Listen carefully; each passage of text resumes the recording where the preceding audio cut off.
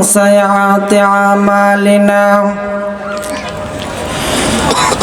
من يهده الله فلا مضل له ومن يضلله فلا هادي له ونشهد أن لا إله إلا الله وحده لا شريك له وأشهد أن سيدنا ونبينا ومولانا محمدا عبده ورسوله أرسله بالحق بشيرا ونذيرا وداعيا إلى الله بإذنه وسراجا منيرا فقد قال الله تعالى في كلامه المجيد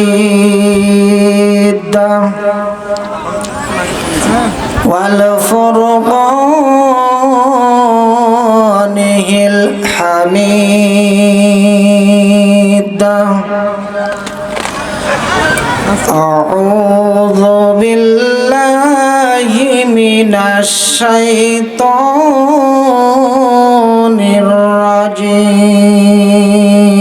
الرجيم بسم الله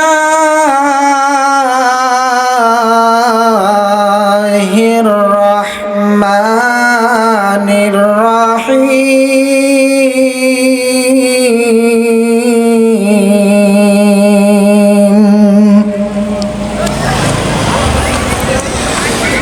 يا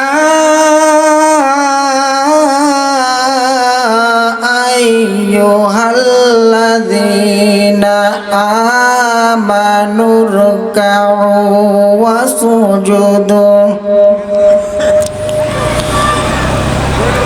واسجدوا واعبدوا ربكم وافعلوا الخير لعلكم تفلحون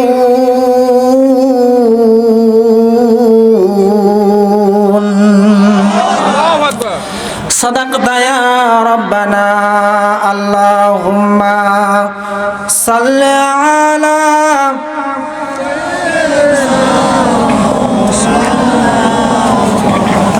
أنت العليم الحكيم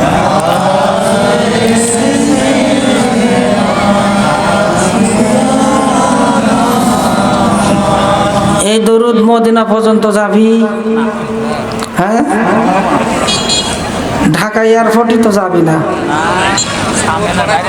সামিয়ানার বাইরে যায় না এই দরুদ দিয়ে হবে যে রসুল আমাদেরকে মহব্বত করে যতটা আমরা কি সেই তুলনায় পারি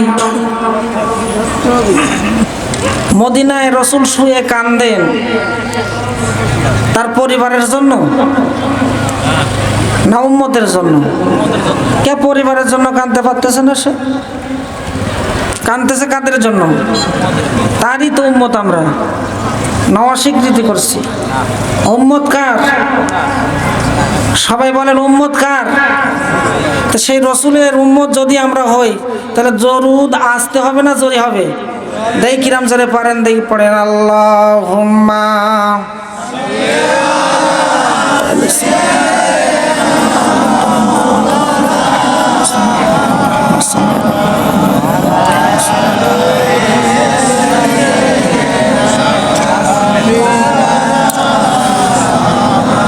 Allahumma salli ala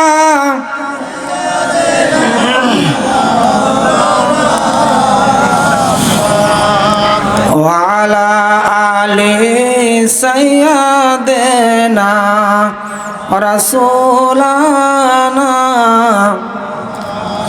সাপে কাটিবে রে গুরুজ মারিবে রে কঠিন আযাব হইবে শোনো পাপী বান্দার কবরে কঠিন আযাব হইবে শোনো পাপী বান্দার কবরে সাপে কাটিবে রে গুরুজ মারিবে রে কঠিন আযাব হইবে শোনো পাপী বান্দার কবরে যখন তুমি জন্ম নিলে বিদ্যা বুদ্ধি নাহি ছিল মুখে তুমি কিছুই বলতে পারলে না নিষ্পাপ বলে খোদা তোমায় মাফ করেন যে হইয়া সহায় নিষ্পাপ বলে খোদা তোমায় মাফ করেন যে হইয়া সহায় পাহারা যে দিল ফেরেশতারা রে সাপে কাটিবে রে গুরুজ মারিবে রে কঠিন আযাব হইবে শোনো পাপী বান্দার কবরে কঠিন আযাব হইবে শোনো পাপী বান্দার কবরে শিশুকাল তো পার হইল কিশোর কালের মনু দিল আল্লাহ তোমায় কিছু বুদ্ধি দিল রে বোঝো কিংবা ভালো মন্দ না হইলে যে রইতে অন্ধ বোঝো কিংবা ভালো মন্দ না হইলে যে রইতে অন্ধ কি করিবে এহো কালার পরকালে রে সাপে কাটিবে রে গুরুজ মারিবে রে কঠিন আযাব হইবে শোনো পাপী বান্দার কবরে কঠিন আযাব হইবে শোনো পাপী বান্দার কবরে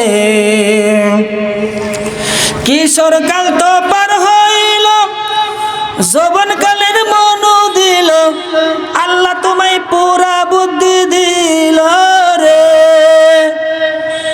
কিশোর কাল তো পার হইল যৌবন কালের মনু দিল আল্লাহ তোমায় পুরা বুদ্ধি দিল রে করো তুমি নামাজ রোজা হজ যাকাতের মর্ম কথা করো তুমি নামাজ রোজা হজ যাকাতের মর্ম কথা রঙ্গ রস বাদ দিয়া কাটাও ইবাদতে রে সাপে কাটিবে রে গুরুজ মারিবে রে কঠিন আযাব হইবে শোনো পাপী বান্দার কবরে কঠিন আযাব হইবে শোনো পাপী বান্দার কবরে বিশ্বাস হচ্ছে তো সবার না দুই একজনের সবার পাপী বান্দা যে হইবে সকল শাস্তি সেই পাইবে হিংস্র পানি আইসা ধরবে সকল অঙ্গেতে মাথার মনি ঠুকাইবে কলিজাতে কামড় দিবে পাপী বান্দা সইবে বলো কেমনে রে সাপে কাটিবে রে গুরুজ মারিবে রে কঠিন আযাব হইবে শোনো পাপী বান্দার কবরে কঠিন আযাব হইবে শোনো পাপী বান্দার কবরে পাপী বান্দা যে হইবে সকল শাস্তি সেই পাইবে হিংস্র পানি আইসাই ধরবে সকল অঙ্গেতে মাথার মনি ঠুকাইবে কলিজাতে কামড় দিবে দুই পাশের মাটি চাপ দিবে সজোড়ে সাপে কাটিবে রে গুরুজ মারিবে রে কঠিন আযাব হইবে শোনো পাপী বান্দার কবরে কঠিন আযাব হইবে শোনো পাপী বান্দার কবরে কঠিন আযাব হইবে শোনো পাপী বান্দার। 嗯。 বান্দার কবরে। কঠিন আযাব হইবে শোনো পাপী বান্দার কবরে কঠিন আযাব হইবে শোনো পাপী বান্দার কবরে কঠিন আযাব হইবে শোনো পাপী বান্দার কবরে কঠিন আযাব হইবে শোনো পাপী বান্দার কবরে কঠিন আযাব হইবে শোনো পাপী বান্দার কবরে আলহামদুলিল্লাহ।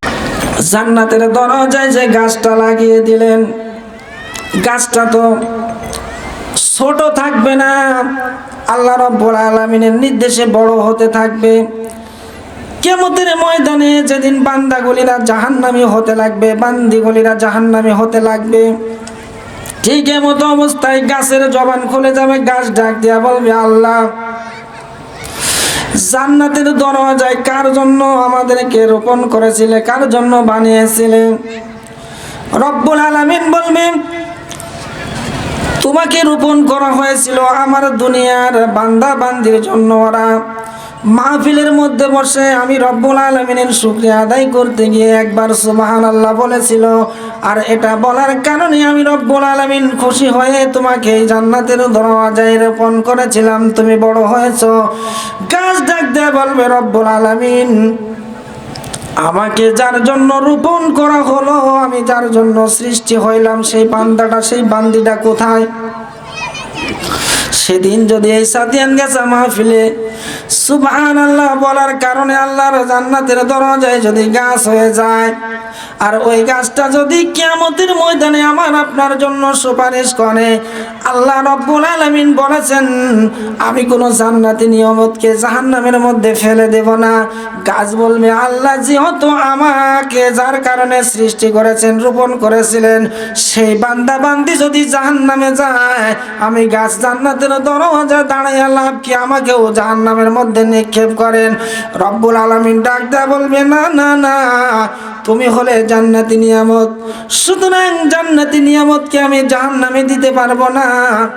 আমি তোমার ওসিলায় আজকে আমার ওই জাহান্নামী বান্দা বান্দিকে মাফ করে দিয়ে আমি রব্বুল আলামিনের জান্নাত দিয়ে দিলাম। সকলের না দুই একজনের? কারা কারা দিবেন না একটু হাত তুলেন তো। দিবেন না? বুঝতে পারেনি ভাই? তাহলে আমার কওয়া ভুল হয়েছে মনে হয়। যারা বুঝে তুলেছেন এবং যারা বুঝে তুলেন নাই, আল্লাহ দুই দলকেই কবুল করে। সকলে বলে আমিন। ভাইরা আমার, যেখানে আমরা বসেছি এই জায়গাটা এমন একটা জায়গা, এই জায়গায় আল্লাহ রাব্বুল আলামিনের রহমত নাজিল হচ্ছে। জোরে কোন আলহামদুলিল্লাহ। এমন রহমত নাজিল হচ্ছে যে রহমত কিয়ামতের ময়দান যখন শুরু হয়ে যাবে, কেউ কাকে শুনবে না। ইয়াউমা তারাউনাহা তাজহালু কুল্লু মুরদিয়াতিন আম্মা আরদাত ওয়া তাদাউ কুল্লু জাতিন হামলিন হামলাহা ওয়া তারান নাসু সুকারা ওয়া মা হুম বিসুকারা ওয়ালাকিন্নাল্লাহি আযাবিলান শাদীদ। আল্লাহু আকবার বলেন। আল্লাহ বলেন, ইয়াউমা তারাউনাহা, হে নবী আপনি জেনে রাখুন, সেদিন কেউ কাকে চিনবে না, কেউ কাকে চিনবে না। প্রশ্ন এসে গেল, কেউ কাকে চিনবে না? হ্যাঁ, চিনবে না। আল্লাহ রাব্বুল আলামিন এই আয়াতের মধ্যে বলেছেন, কুল্লু মুরদিয়াতিন আম্মা আরদাত ওয়া তাদাউ কুল্লু জাতিন হামলিন হামলাহা।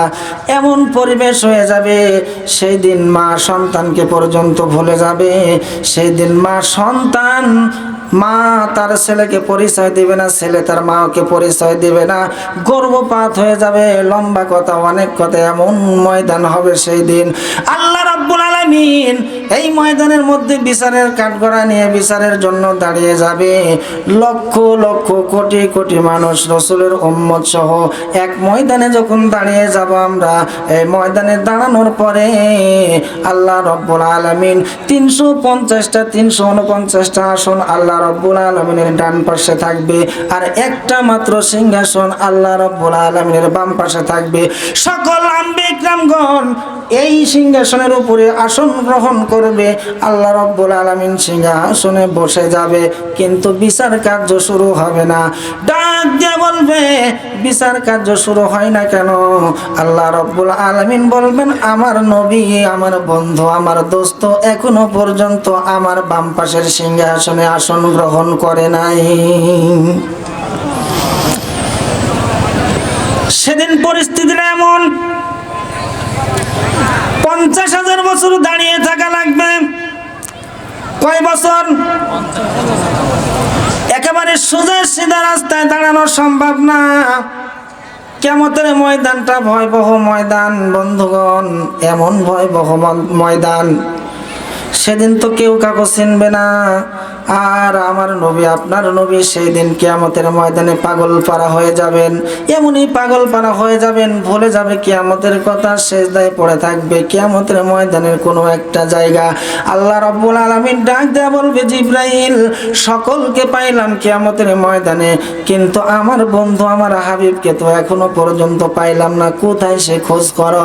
হযরতে জিবরাইল দেখবে কিয়ামতের ময়দানের কোনো এক কোণে আল্লাহর নবীর সেজদারত অবস্থা রয়েছে।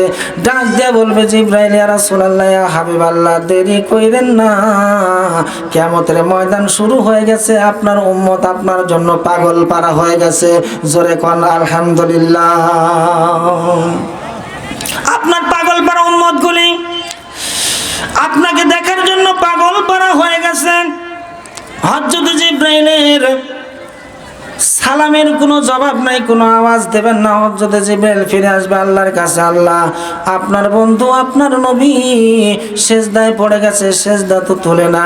আল্লাহ রাব্বুল আলামিন ডাক দেয়া বলবে, ইসরাফিল তুমি যাও, দেরি করো না, আমার নবীকে আমার বন্ধুকে ডাক দিয়ে আনো, কিয়ামতের ময়দানে বিচার শুরু হয়ে যাবে। যতক্ষণ পর্যন্ত আমার রাসূল আমার বন্ধু আসন গ্রহণ না করবে, ততক্ষণ পর্যন্ত কিয়ামতের ময়দানের বিচারই শুরু হবে না। সুবহানাল্লাহ, আলহামদুলিল্লাহ। ভাইরা আমার, সেদিন হযরত ইসরাফিল আলাইহিস সালাতু ওয়াস সালাম আল্লাহর নবীর শিহরে দাঁড়িয়ে সালাম দিয়ে দিবে, আসসালামু আলাইকুম ইয়া রাসূলুল্লাহ ইয়া হাবিবাল্লাহ, আল্লাহ রাব্বুল আলামিন এই মাত্র আপনাকে ডেকেছে, আপনি যতক্ষণ পর্যন্ত আসন গ্রহণ না করবেন ততক্ষণ পর্যন্ত আল্লাহ রাব্বুল আলামিন বিচার শুরু করবে না, আল্লাহ রাব্বুল আলামিন বিচার কার্য শুরু করবে না, আপনি মাথা তুলুন। আল্লাহর নবী তখনও মাথা তুলবেন না। হযরত ইসরাফিল আলাইহিস সালাম বেগ আসবেন, আল্লাহ গো আপনার বন্ধু মাথা তুলে না, কি যেন সেজদায় পড়ে পড়ে বলে, বোঝাও যায় না কি যেন বলে। আল্লাহ রাব্বুল আলামিন ডাক দিয়ে বলবে, ও মিকাইল দেরি করো না, আমার বন্ধুকে ডাকো, আমার বন্ধু যতক্ষণ না আসবে ততক্ষণ পর্যন্ত কিয়ামতের ময়দানে আল্লাহ রাব্বুল আলামিন বিচারের কাজ শুরু করবে না। হযরত মিকাইল যাবে, একইভাবে শিওরে দাঁড়িয়ে সালাম দিবে, আসসালামু আলাইকুম ইয়া রাসূলুল্লাহ ইয়া হাবিবাল্লাহ, সেজদা তুলুন, আপনি আসন গ্রহণ করেন।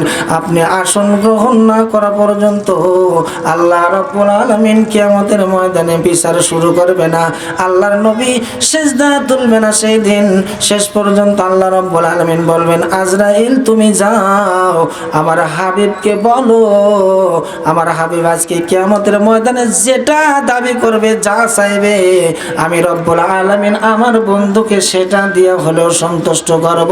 জোরে জোরে বলেন সুবহানাল্লাহ।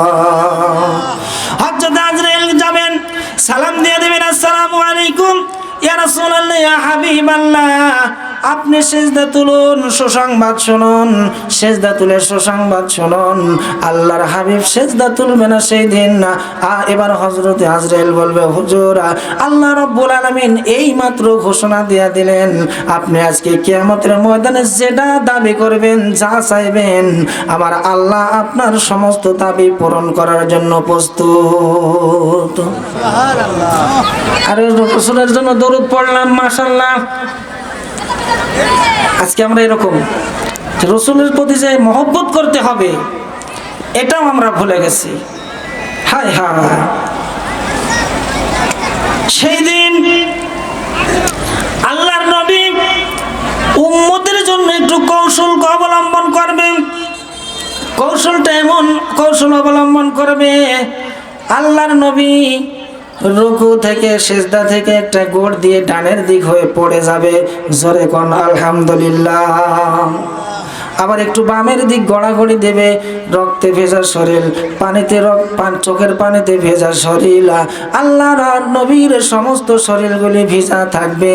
আর যখন বালু দিয়া গড়াগড়ি দিয়া দিবে, তামাম গায়ে আল্লাহর নবীর বালুকুনা দিয়া পরিপূর্ণ হয়ে যাবে। আল্লাহ